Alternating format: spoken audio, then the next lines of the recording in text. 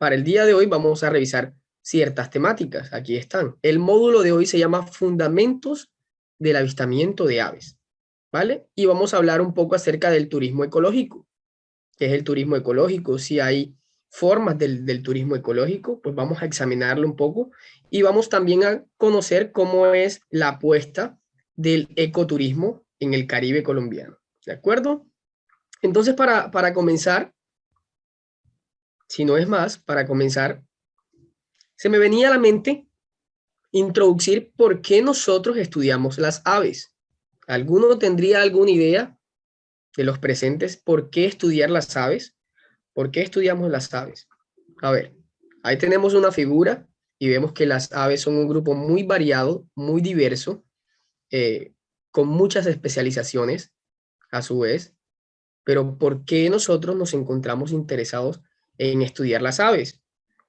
Si usted no tiene claro un motivo o una respuesta a esta pregunta, pues déjeme decirle que hay 4 bases fundamentales del por qué se estudian las aves, ¿no?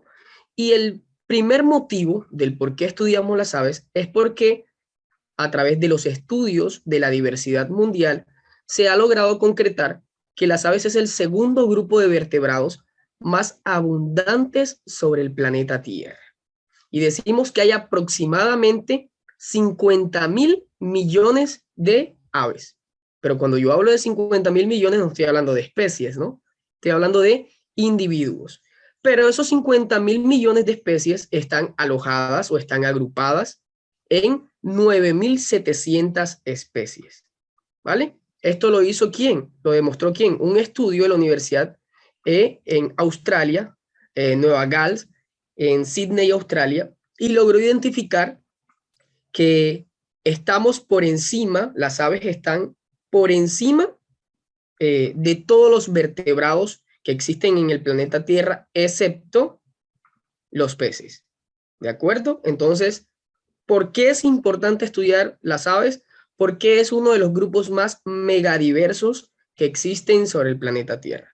Esa podría ser una, o más bien nuestra base fundamental para desplegar una serie de estudios a partir de ellas, ¿no? Como sus roles. Todos sabemos que las aves cumplen una importante función en la estabilidad de los ecosistemas. Y es precisamente la segunda observación o el segundo objeto que nos permite a nosotros estudiar las aves con un fundamento. Entonces decimos que estudiamos las aves porque las aves interactúan de manera diversa en los roles ecológicos que tienen los ecosistemas y a su vez nos brindan un equilibrio. ¿Alguna vez escucharon qué es el efecto dominó, cierto? O el efecto mariposa. Sabemos que si nosotros alteramos algo de un lado del planeta, o esto más bien es lo que plantea la teoría, pues estaremos alterando el resto del planeta porque todo está perfectamente conectado. Y pues, ¿cómo nosotros podríamos de una u otra forma contribuir al mantenimiento de los ecosistemas de nuestro planeta? Pues precisamente cuidando de esta población megadiversa. Las aves tienen diferentes roles, como decíamos ahorita, o funciones dentro de un ecosistema. Algunos son dispersores de semillas, algunos como son frugívoros, se alimentan de frutas, pueden alimentarse de estas y pueden, a través de su tracto intestinal, darle una degradación a la celulosa, a algunas coberturas que tienen las semillas, para después dispersarlas en otras partes del ecosistema y a través de esto generar la siembra, ¿no? Pero no solamente son dispersoras de semilla, hay otras aves, como por ejemplo los colibríes, que tienen una función importante de polinización y otras, por supuesto, son controladores biológicos. ¿Qué es un controlador biológico? Es un ente, valga la redundancia, biológico, que nos permite a nosotros tener controladas otras poblaciones. Ustedes recordarán un poco acerca de las cadenas alimenticias y cómo éstas mantienen el equilibrio de los ecosistemas. Pues las aves también son controladoras biológicos porque tienen una dieta muy variada y en algunos casos mantienen otras poblaciones como por ejemplo insectos, moscas, invertebrados controlados, no dejan que las poblaciones se puedan seguir proliferando de tal manera que genere un caos en la estabilidad de nosotros, de los humanos. Pero además de esto, y yo creo que esta es una de las muy importantes para el desarrollo de este curso, es que es una actividad que nos genera una rentabilidad en las apuestas productivas de Colombia. Y aquí vamos a hacer un alto, porque a través de el ecoturismo, y más específicamente hablando del aviturismo, nosotros, Colombia, recibe aproximadamente 15.000 extranjeros al año. Usted se puede imaginar la cantidad de gente que viene a Colombia precisamente, o más bien, exclusivamente a ver aves. 15.000 extranjeros, estamos hablando de un número considerable y que vale la pena revisar estas cifras, ¿no? Y aquí hay otro objetivo, pues, no menos importante, y es que las aves, pues, son importantes para los humanos porque completan la base alimenticia también nuestra, ¿de acuerdo?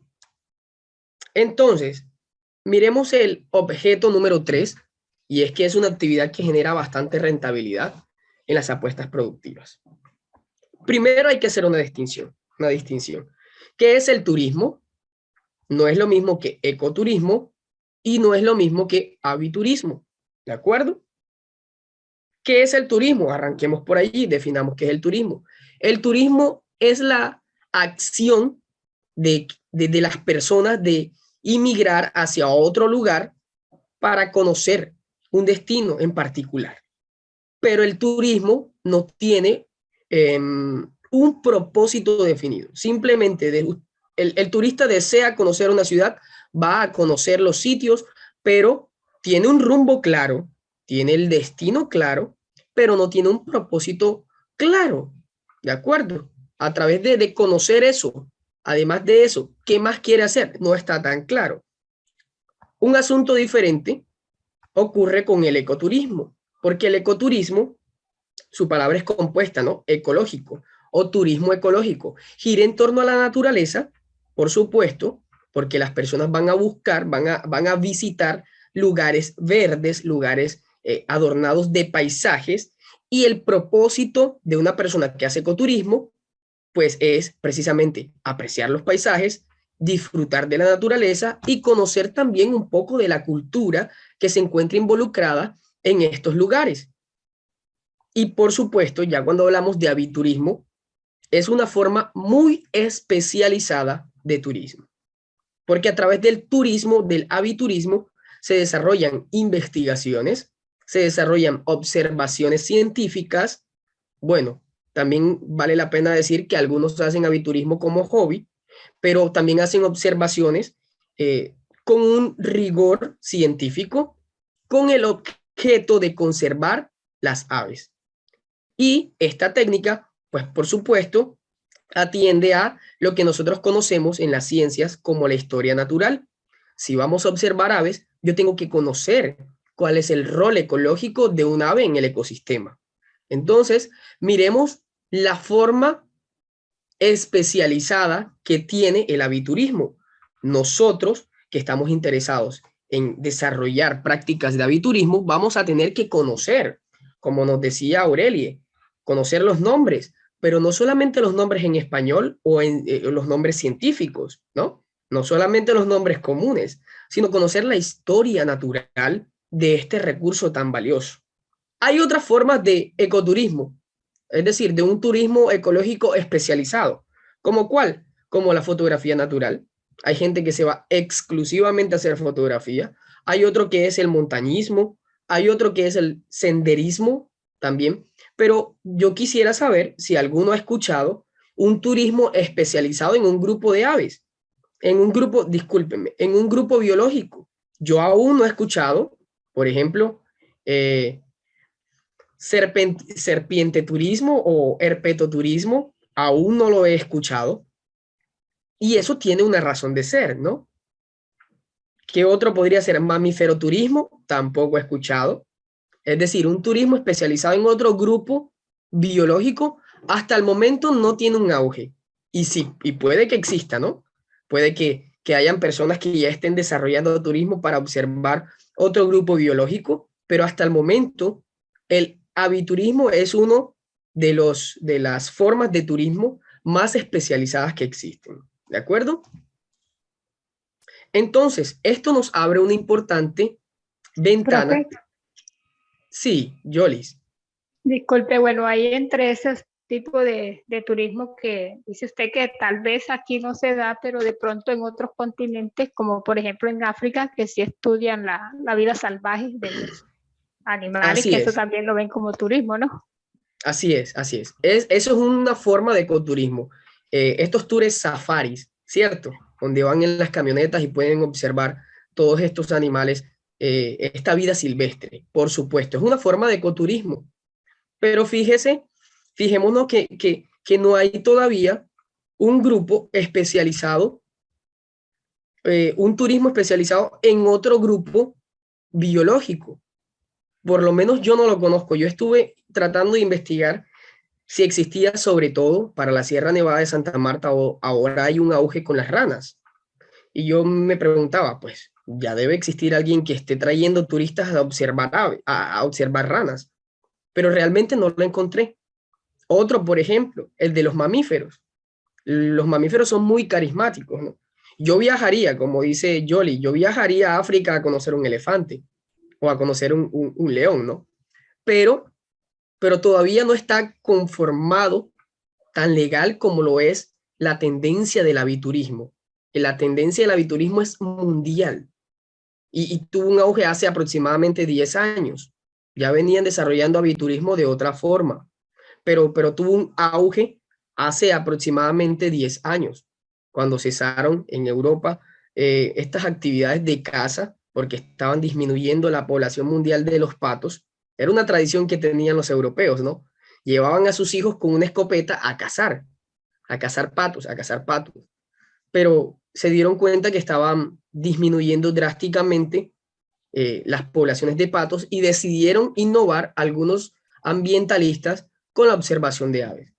Entonces, a partir de allí surge lo que nosotros conocemos como la historia del aviturismo, que se traslada hasta Norteamérica y por corrientes americanas, por gringos, llega a nuestro país y se convierte en un auge, por lo que ya vamos a ver, y son las cifras de diversidad de nuestro país.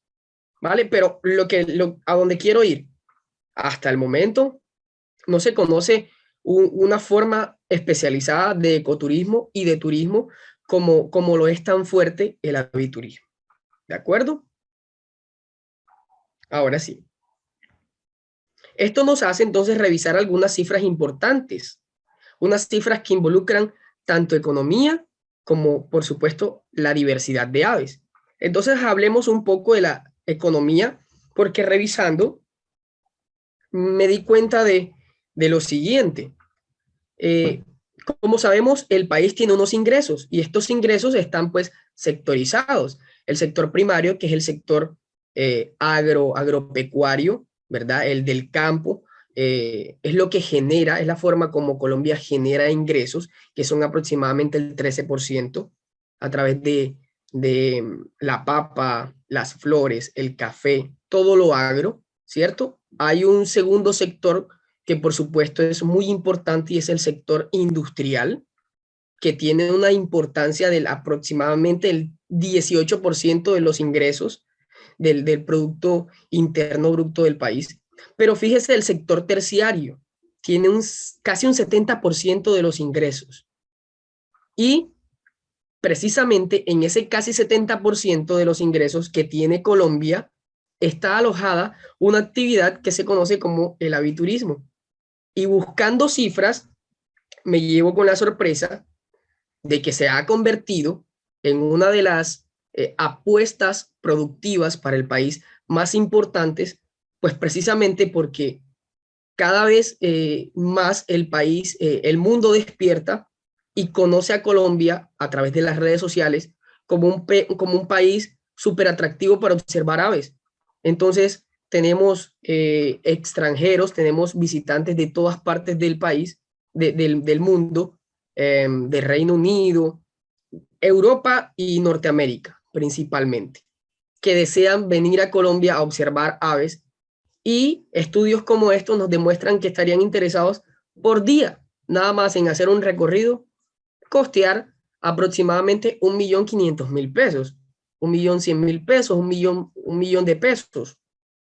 Esto se ha convertido en uno de los fuertes del sector terciario, de los servicios que ofrece Colombia, y por supuesto está impulsando la economía del país.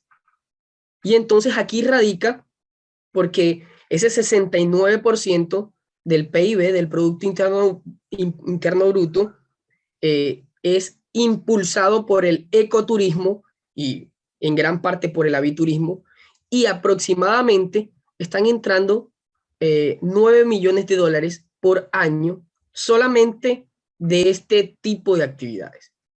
¿Y cuántos son 9 millones de dólares? Una cantidad exuberante, ¿no? Imagínense esa cifra que ahí está en pantalla. Cuéntese pocotón de ceros. Es una cantidad de plata, una cantidad de dinero que le deja este tipo de actividades al país, y que mi pregunta, la pregunta que yo le hacía a mi esposa cuando revisaba la información, ¿cuánto de esos millones nos están quedando a nosotros, no? Yo que trabajo con aves o con aviturismo. Ustedes que desean trabajar con aves, ¿cuánto dinero les queda a ustedes? Cierto que está el dinero, por ahí dicen y que el dinero está hecho, lo que hay es que conseguirlo, ¿cierto? Entonces, es una cifra muy importante, ¿sí? ¿Por ella Profe, habló alguien? Sí. profe, ¿usted tiene cuánto es el porcentaje o sea, de esos 9 millones de dólares, cuánto porcentaje representa en la actividad terciaria del 69% el ecoturismo y el aviturismo? No, ¿Tiene? no tengo el porcentaje, pero sí sé que de ese 70% de los ingresos que tiene, que tiene el país, aproximadamente es un 40%, que está reflejado en 33 billones de pesos. Pero no sé al año, ¿eh? Al año. Yo decía, 33.000 millones de pesos no puede ser. Eso se lo gasta un político haciendo una carretera aquí en Colombia. Pero sí es una cifra real. Sí es una cifra real. Aproximadamente 33 billones de pesos al año. No sé en porcentaje, dentro de ese 70% cuánto será. Pero estamos hablando de una cantidad bastante gruesa, ¿no? Que dejan personas que vienen a ver aves a Colombia. Entonces, ya podremos ir imaginando, ya podremos tener más o menos una idea de lo importante que es esta actividad, primero para los ecosistemas, de conservar la bifauna, pero por supuesto para generar ingresos a nuestro país. Pues esa cantidad de dinero no se le queda todo al guía de campo, ¿no? No queda toda con el guía de campo, por supuesto. Está derivada en los gastos que desarrollan estos extranjeros en la alimentación, en el hospedaje, en los pasajes, ¿cierto? Pero es un dinero que le está ingresando al país. Entonces, para que tengamos más o menos una idea de lo importante que son estas cifras y estas actividades en el desarrollo de la economía de un país como Colombia, que es turístico. Ahora bien, seguimos con otras cifras importantes, como lo son la diversidad de aves. Como todos conocemos, ¿no? Colombia ha sido uno de los mejores representados a nivel mundial por tener una cantidad de aves.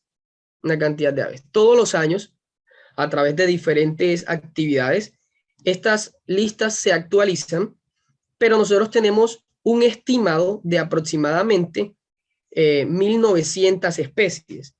El año pasado, a principio de año, con una actividad que se desarrolla a nivel mundial que se llama el Global Big Day, es el Día Mundial de las Aves, todos los pajareros, sin importar si son científicos, si son aficionados, si son primíparos en el tema de la identificación de las especies, pues salen a registrar la cantidad de aves que puedan, y con estas cifras, estas plataformas que son muy serias, pues nos brindan a nosotros un número aproximado de las aves que tenemos.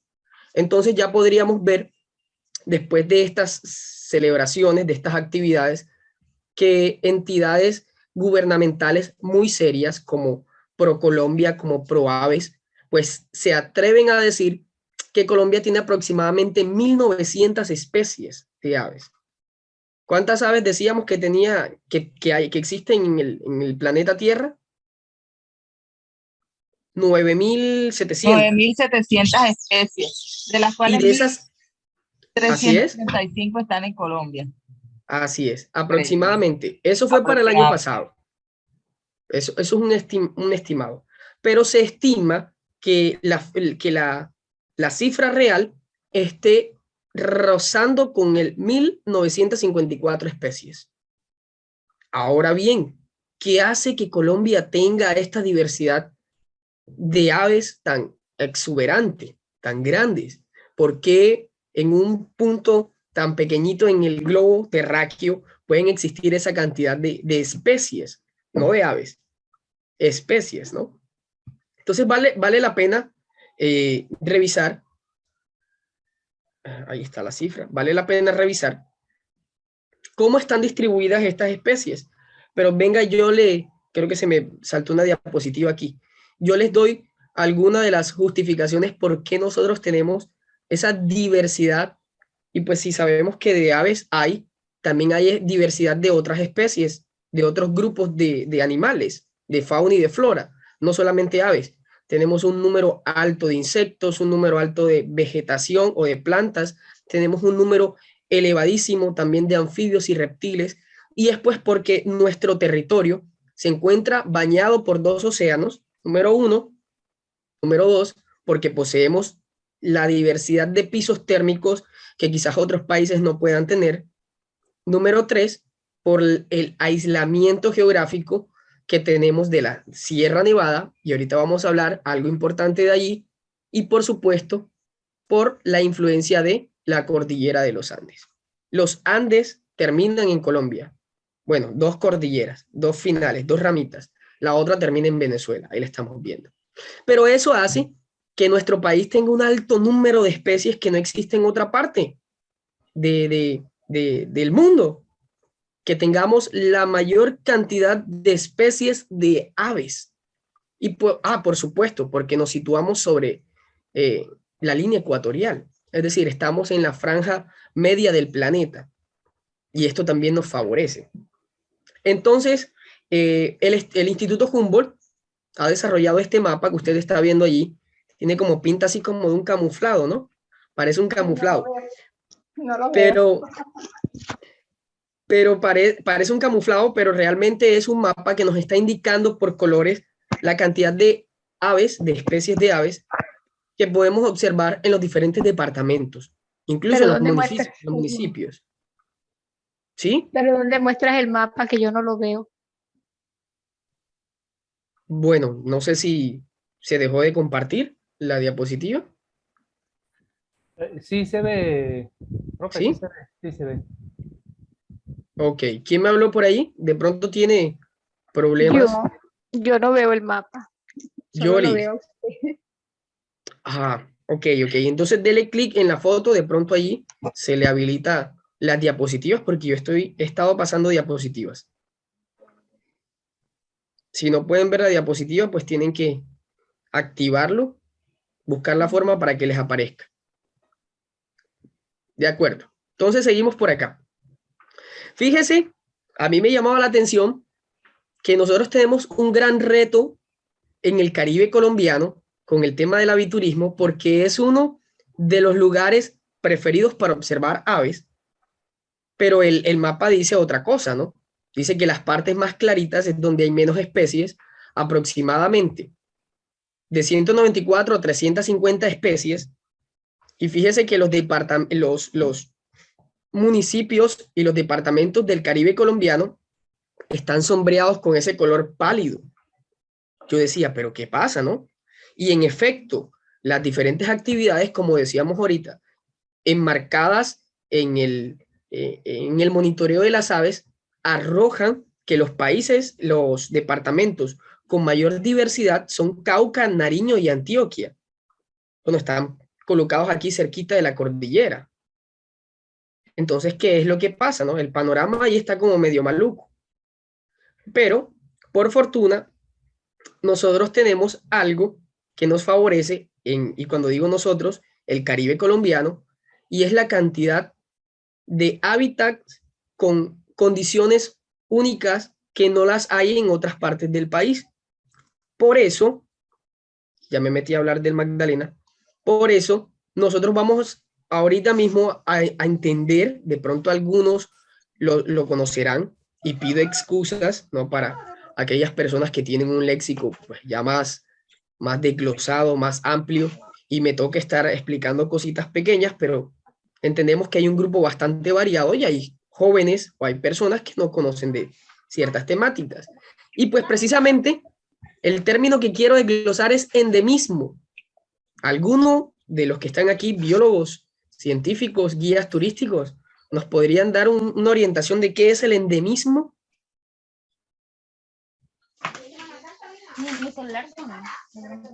¿Sí?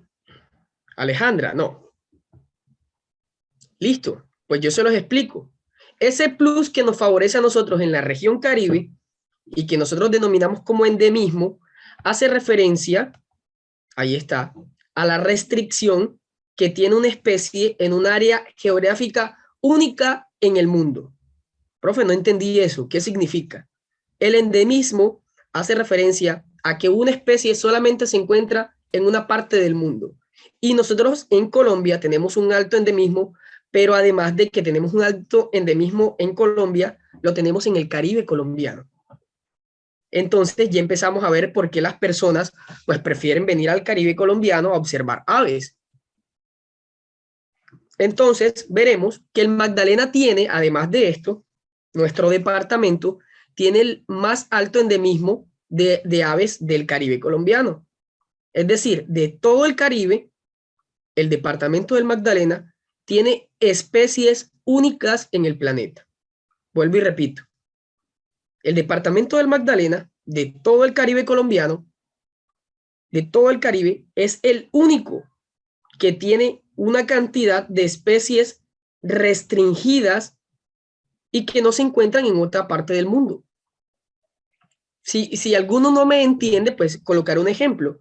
No es lo mismo que yo vaya a Venezuela y me encuentre un flamingo rosado, que también lo puedo observar en la Guajira, por el Cabo de la Vela, que también lo puedo observar en la Ciénaga Grande de Santa Marta, a que yo vaya a Colombia, al Caribe colombiano, al departamento del Magdalena y más específicamente a la ciudad de Santa Marta, a encontrar un único colibrí, una población de colibríes que solamente está allí.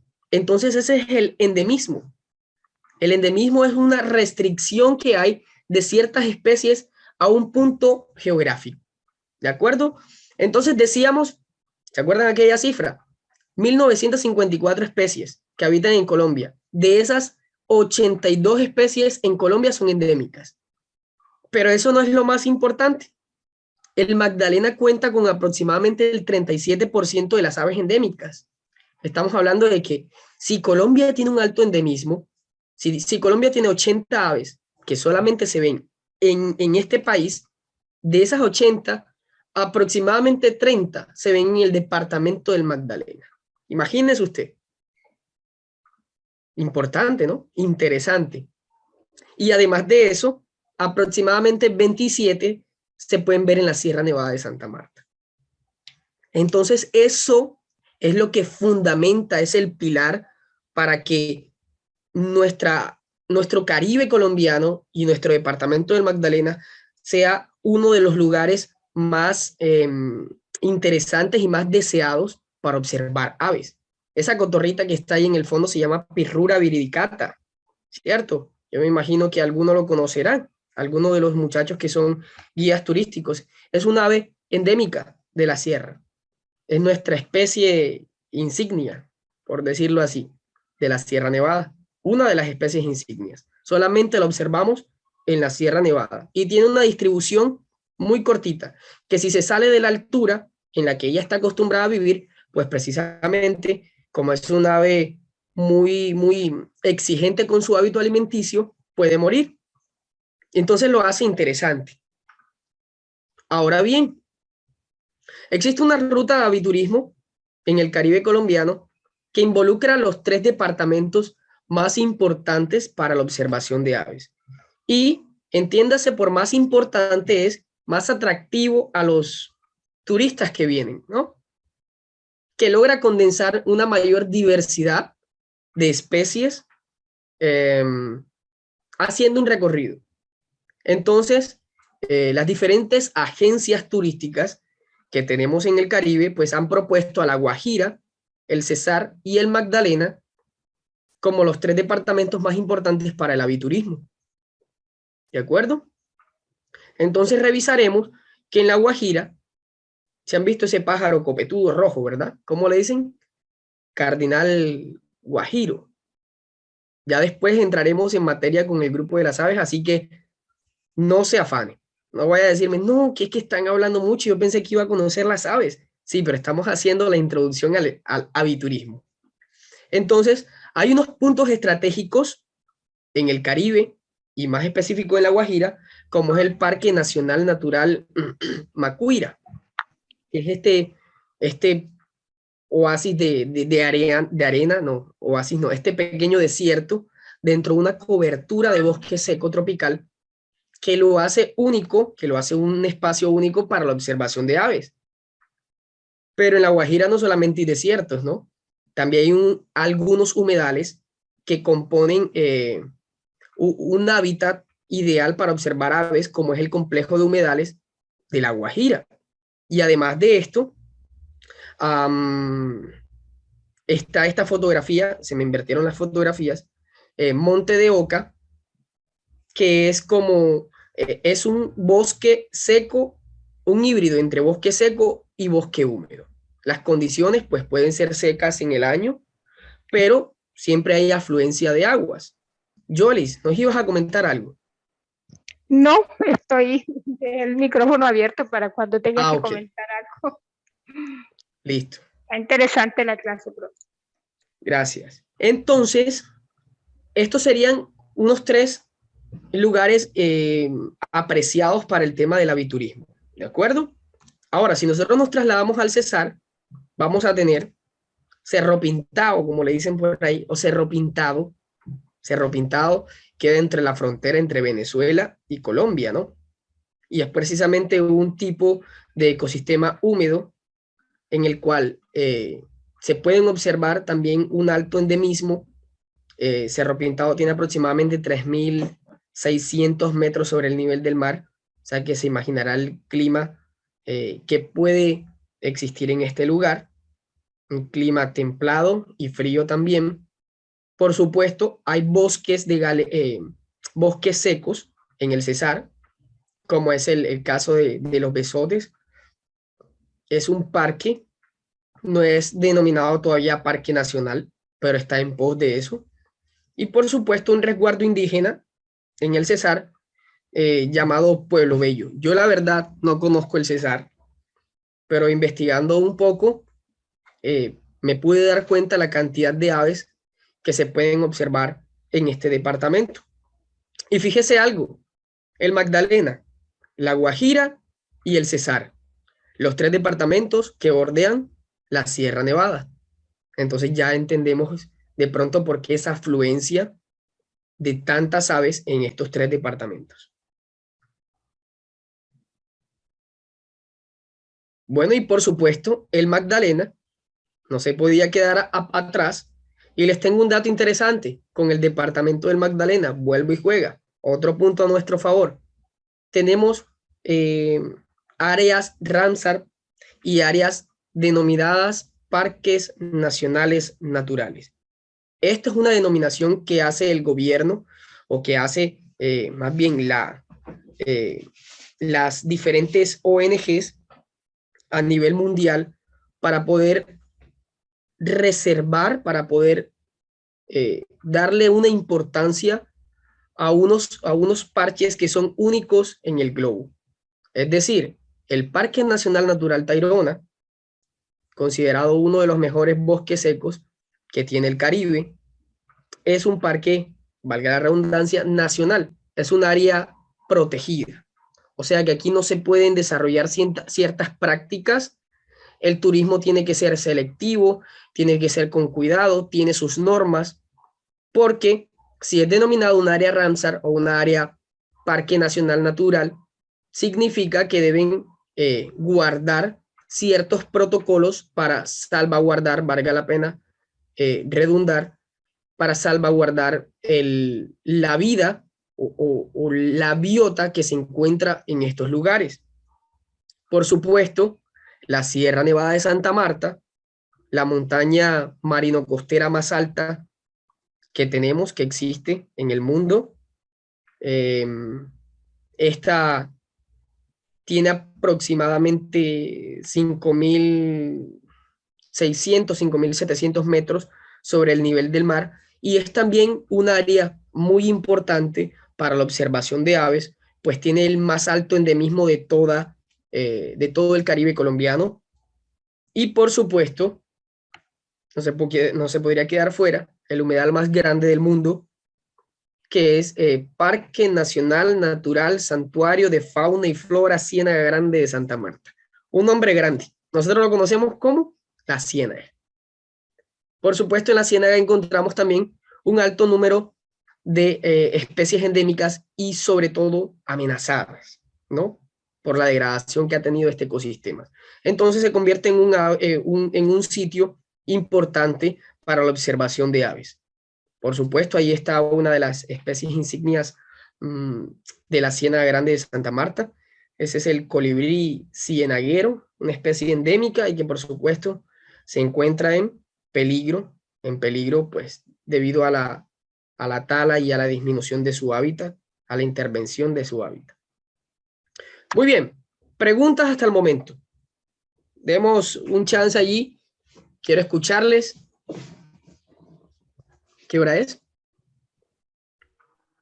5:18. Gracias, José. 5:18. 10 minutos. Sí. Preguntas hasta el momento.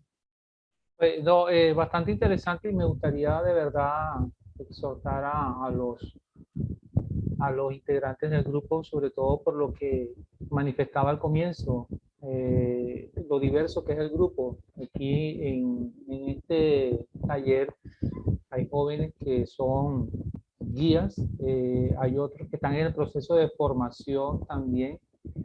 Y la verdad pues que cuando ellos se enteraron de este taller pues les llamó bastante la atención. Entonces, qué bueno también escucharlos a ellos, sobre todo pues porque ellos van hacia ese camino, ¿no? A tratar este tema y va a ser parte de ese discurso.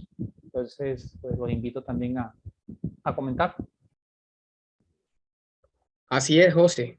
Y yo reconozco algunos nombres por aquí de que si hay personas que saben perfectamente del tema, que en cualquier otro momento podríamos invitarlos a que nos den alguna charla, pero tenemos también que entender que hay un grupo variado, ¿no? Personas que no manejan ciertas cosas y no podemos ir tan rápido a manejar un lenguaje, sino que hay que comenzar por cosas tan básicas, pero tan importantes también, que les sirven a ellos para refrescar cómo son estas temáticas de lo fundamental, de las Wilson, bases. Sí, en el caso, por ejemplo, de estos parches boscosos que hay dentro de la ciudad de Santa Marta, ya concentrándonos propiamente en lo que es la ciudad, o sea, esa importancia, a ver, de pronto tú nos comentas en el caso de pronto de lo que es San Pedro Alejandrino, el trabajo que están haciendo ustedes, inclusive en la misma Universidad de Magdalena con la conservación del bosque seco que está allí. O sea, ¿cómo se ha visto esto? O sea, ha sido bastante impactante, ha tenido de pronto, como diría, como ese trabajo de conservación se ha visto, ha sido evidente. Hablemos propiamente de pronto en el caso de la universidad, por lo menos en el caso de San Pedro Alejandrino, esas 22 hectáreas es un sitio pues, que alberga, ¿no? Pues diferentes especies de aves. Y ahí pues no hay que ponerlo en duda, pero en el caso del bosque seco, ese trabajo que han hecho ustedes en la Universidad del Magdalena, ha sido evidente o bastante significativo para el tema de la conservación también de aves. Listo, José. Así es, ya vamos para allá. Eso me gusta, ¿no? Estamos conectados. Entonces, vimos que escalamos, ¿no? Colombia, el país más megadiverso, la región Caribe, una de las más privilegiadas, el departamento del Magdalena, el más numeroso y con el más alto endemismo. Pero, como decía José, ¿y dónde nos quedamos? ¿Qué pasa con Santa Marta? ¿Será que en el casco urbano sí podemos observar aves, no? Pues esta cantidad de diversidad que tenemos bordeando nuestra ciudad nos permite también que tengamos una influencia poderosa, una influencia fuerte de la Sierra Nevada y por supuesto que podamos encontrar especies únicas, especies con cierto grado de amenaza, es decir, que son muy importantes para conservarlas dentro de la ciudad, en el corazón de la ciudad. Entonces, no solamente es Santa Marta y las partes rurales, ¿no? No solamente es Proaves, no solamente es Ciénaga Grande, no solamente es Minca, no solamente es San Pedro, sino también al interior del casco urbano. Como decía bien José, hay diferentes actividades que se vienen desarrollando en pos de conservación de los parches de vegetación que se encuentran en la ciudad y que son muy importantes para preservar la vida, la fauna y la flora al interior de las ciudades. ¿De acuerdo? Entonces, por supuesto, encontramos noticias como esta. Esta fue una actividad en la Quinta de San Pedro, ¿verdad? Se promueve dentro de la ciudad la conservación de las aves. ¿Realmente existe esto? Por supuesto. Eso no es como hace quizás unos 10 años que todavía estábamos en paños menores y que no conocíamos mucho de toda esta diversidad. Hoy en día ha surgido una cantidad de entidades que promueven la conservación de los ecosistemas urbanos y por supuesto de la fauna asociada a estos ecosistemas. Entonces, eso se me venía algo a la mente yo preparando la clase. Yo decía, bueno, ¿y será que a la gente sí le interesa observar aves en Santa Marta? Porque la verdad es una, ahorita mismo usted sale a la calle y usted se va a encontrar con ese panorama. Mire por un cerro. Usted encuentra esta cantidad de matorral espinoso allí. Usted mira para los cerros y lo ve de qué color, verdecitos. No, los ve amarillos, secos y uno dice, pero bueno, ¿qué yo puedo encontrar en la ciudad, cierto? Miramos de pronto estas zonas aledañas a la ciudad. Estas son tomas con el dron y realmente, y en época de sequía, no es muy atractivo. ¿Será que sí existe diversidad en estos parches? ¿Será que sí existe una influencia fuerte en los bosques que se encuentran dentro de la ciudad? Entonces tenemos que hablar precisamente de este ecosistema, lo que nos hablaba José, el bosque seco tropical. Y aquí no me voy a extender mucho porque vamos a profundizarlo quizás en otra clase, pero el bosque seco tropical, allí le coloqué un eslogan, la cuna o las cunas de la intrínseca diversidad del Caribe. ¿Cómo así que de la intrínseca diversidad del Caribe? ¿Qué pasa en estos parches? ¿Qué pasa en estas montañas, en estos cerros, en estos ecosistemas que son tan comunes para nosotros? Para algunas personas no son para nada agradables, ¿verdad? Porque encontramos ese panorama de árboles secos, árboles sin hojas. ¿Qué pasa allí? Que lo hace tan importante para la diversidad del Caribe. Pues que tienen una característica que muchos no se esperan. Otros, nosotros sí no los esperamos, ¿no? Nosotros conocemos qué es lo que pasa con las primeras lluvias de la ciudad. Nosotros que vivimos en una ciudad rodeada de bosque seco tropical, de todos estos bosques xerofíticos o subxerofíticos o llenos de matorrales espinosos, sabemos que el primer aguacerito que cae cambia el panorama y pasamos de tener un bosque así como el que estamos observando a tener algo así, ¿no? La ciudad ¡pum!, se pone en un chasquido verdecita, 2, 3 días suficientemente, es suficiente para que cambie. ¿Qué nos decías, José? Pero ajá, Mm, ahí eh, Pues yo le digo que Ya, esos, pensé que lo había alzado bien y me dio. Bueno, a ver, vamos a hacer algo. Aquí profe, está. profe, Sí. Uno a la yo vez. diría que, Yolis, Sí, hola, esos Yoli. bosques secos tan interesantes que cuando estamos en pleno verano tienen color de camellos, como digo yo, hasta una pelea de hormigas se ve, pero apenas cae el primer sereno, ese es como mágico, como todo lo de la ciudad, inmediatamente cambia el panorama. Y Así sí, pues es. yo he hecho caminatas aquí del Rodadero a la playa de esta que está aquí subiendo la loma, y por ahí sí hemos ido a observar aves en esa zona también. Bosques secos, totalmente secos, y aún así hay aves, Así muchas. es. Así es.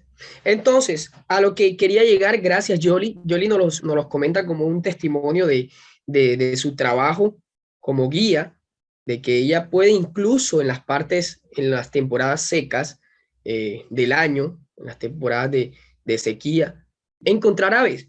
Y es precisamente que esta cantidad de vegetación que nosotros vemos como muerta no está muerta. Es una capacidad o una ventaja que tiene la vegetación de ser caducifolia. En ciertas temporadas del año donde no hay lluvia, pierden sus hojas para no deshidratarse y no morir, ¿no? Para evitar la pérdida de agua. Pero el tallo sigue vivo, las raíces siguen allí vivas, y estos bosques son la cuna, son el hábitat de una cantidad de especies de aves que no tiene la capacidad de tolerar las altas temperaturas y las condiciones extremas de otro tipo de ecosistemas. Qué fácil es ir a Minca, ¿no? Y decir, no, aquí hay aves. Durante todo el año encontramos aves. Pues precisamente porque de los 2000 metros hacia arriba, pues las condiciones climáticas permiten de que haya agua durante todo el año, y es mucho más fácil observar aves. Pero los bosques secos tropicales, a pesar de no tener agua durante todo el año, se mantienen vivos, aunque parezcan muertos, y conservan y albergan una cantidad, un sinnúmero de especies únicas. A esto nosotros le conocemos como una diversidad recambiante. Es decir, la importancia de los bosques secos en el Caribe radica, discúlpenme, radica en que todos los parches tienen una diversidad diferente. Voy a repetirlo de nuevo. La importancia de los bosques secos tropicales radican en que la diversidad cambia entre parches. Y en algún momento lo discutíamos con José. José, las especies que vamos a observar en la quinta de San Pedro Alejandrino no es la misma cantidad de especies, o no siempre serán los mismos individuos, las mismas especies que observemos en el bosque seco tropical de la universidad, o que observemos en el bosque seco tropical del INEM, o que encontremos en el bosque seco tropical del CAF, del Centro de Habilitación de Fauna Silvestre, que este está entre la Quinta y la Universidad del Magdalena. Entonces, son epicentros que permiten albergar ciertas especies y que hace que la diversidad sea diferente, aunque el ecosistema sea el mismo. Vuelvo a repetir esa frase, por si no me entendió. La diversidad es diferente, aunque el ecosistema sea el mismo. ¿No estamos hablando de bosque seco? Sí, pero estamos hablando de diferentes parchecitos de bosque seco. Entonces veamos, ya para terminar, esta imagen aquí. Ahí está Santa Marta, una selva de cemento, ¿cierto? Y veremos, ahí tenemos una línea como una lombricita verdecita que hace referencia a ¿qué? Al río Manzanares, pero también encontraremos unas partes verdecitas.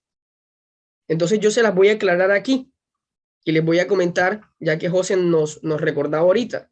Ahí está, este sería el parche o el relicto de bosque seco tropical de la Quinta de San Pedro Alejandrino, una de las más importantes dentro de la ciudad, uno de los relictos más grandes de la ciudad. Si mal no estoy, es el más grande que existe dentro del casco urbano, ¿verdad? Y uno, a pesar de la degradación y de la fragmentación del bosque seco, una de las más conservadas de la ciudad.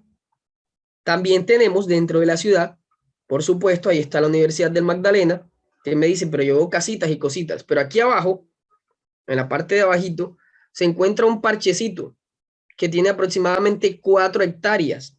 4 o 5 hectáreas. Ya hay que cambiarlo. Pues estaba medido hace como unos 7, 8 años, pero ya esto cambió. Entonces ha crecido el bosque seco y se ve que pues está bien limitado, ¿no? Está bien delimitado. Ahí al lado hay pastizales, pero se ve una zona bien densa también. Ese sería el bosque seco tropical de la universidad.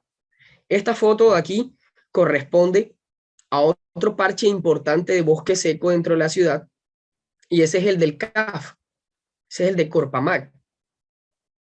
Ese se encuentra entre la Universidad del Magdalena y la Quinta de San Pedro. Pero antes de que existiera toda esta urbanización por aquí, que vemos todas esas casitas aledañas a estos bosques, Santa Marta era un gran bosque seco, que ha sido fragmentado, el bosque seco que ha sido agredido por la urbanización, por crear calles, por las invasiones, pero realmente nuestra ciudad tenía un parche considerable de bosque seco. Hoy en día a nivel mundial queda menos del 0,8% de lo que se considera el ecosistema de bosque seco. Y un último parchecito que tenemos allí, que es una iniciativa, por supuesto, del colegio INEM. INEM es que se llama, el que queda detrás del Buenavista. Sí, INEM Simón Bolívar. Ah, no, el que está detrás, bueno, es que hay dos. El INEM no está detrás del Buenavista, está sobre la Avenida Libertador. Y el otro es el, ¿cómo se llama? Buenaventura. Miguel de Osuna.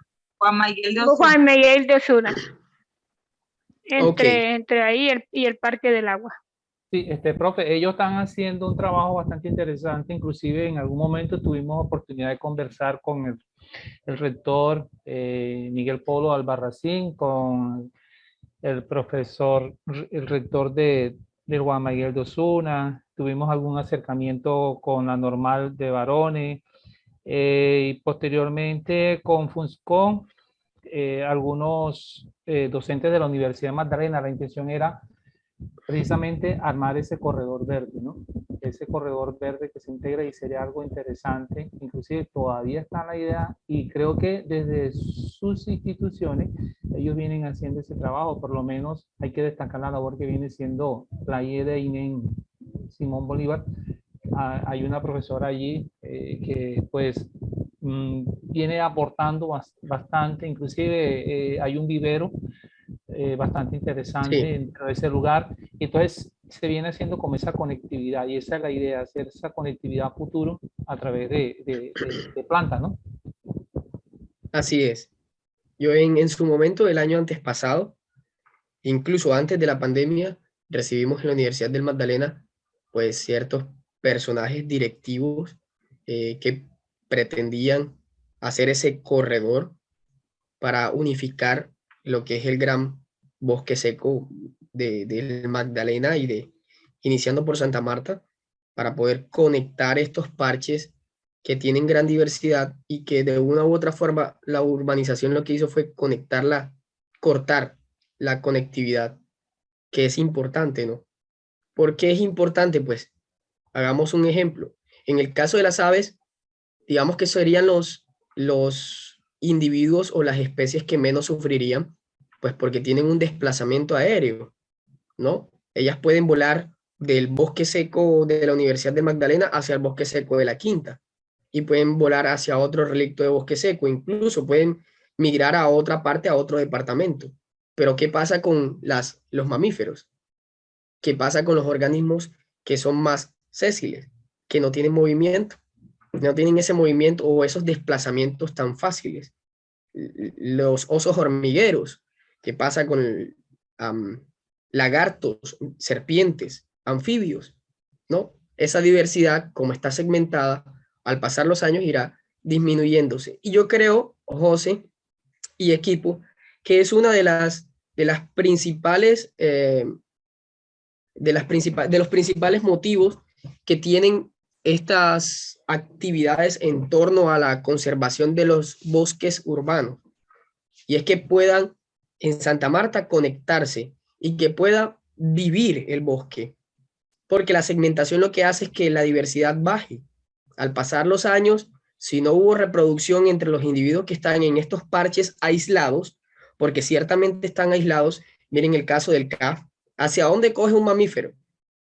¿No? No hay viabilidad, no hay vías, no hay un corredor hacia donde pueda inmigrar. Si digamos, un ejemplo allí, si una tamandúa, si un oso hormiguero, si una ardillita sale a la calle, lo más probable es que la gente se la coja, la domestique. Si ven un animal raro que no habían visto, lo toman, lo guardan en su casa, en el mejor de los casos, si no lo matan porque desconocen, y así somos.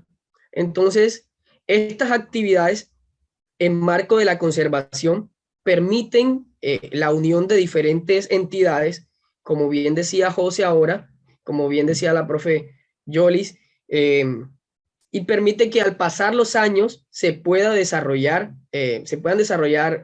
proyectos en marco a la conservación de los ecosistemas urbanos. Son muy importantes y yo creo que de igual forma o quizás un poco más de peso tienen para el tema del aviturismo, porque dentro de los cascos urbanos, dentro de las ciudades, también se puede desarrollar aviturismo, también se puede desarrollar concientización, también se puede desarrollar conservación. Y es lo que pretendemos, ¿no? Que podamos apropiarnos de estos relictos, que podamos apropiarnos de estos espacios que seguramente vamos a conocer, ¿no?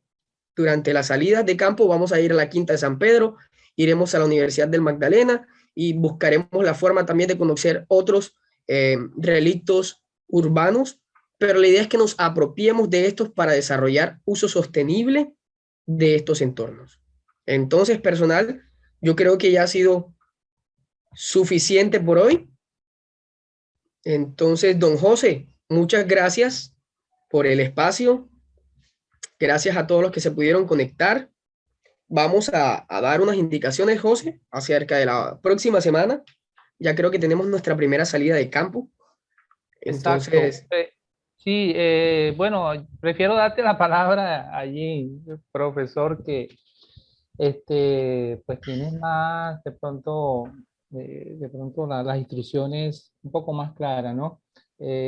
Para algunos es la primera vez que van a realizar el tema de observación de ave, entonces no sé si de pronto podemos contar aquí con las medidas, de pronto qué llevar, qué no llevar, qué hacer, qué no hacer. Entonces, pues prefiero darte ahí como la palabra para que nos des las indicaciones. bueno, José, fíjate que precisamente el curso está diseñado para que antes de la primera salida demos todas las pautas metodológicas. La próxima clase vamos a ver una temática bien interesante. Regáleme un minuto aquí. Y van a ser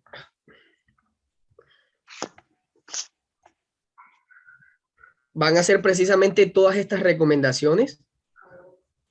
Me dicen si están viendo la pantalla ahí.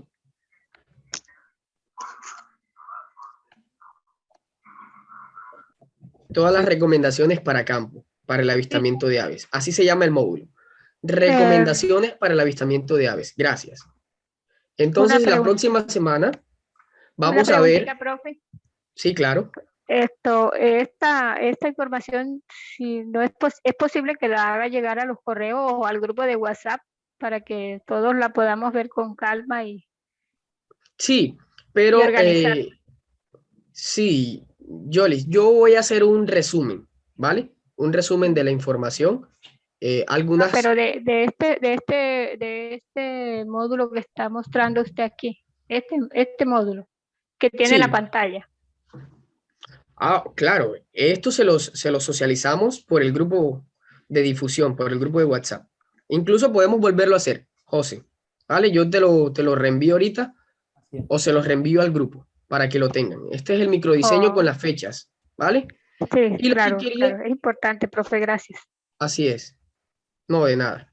La tercera semana vamos a ver recomendaciones para el aviturismo y pues vamos a hablar un poquito acerca de la estética visual, acerca de los colores, el ruido, de todo lo que tenemos que tener en cuenta cuando se va a campo. ¿De acuerdo?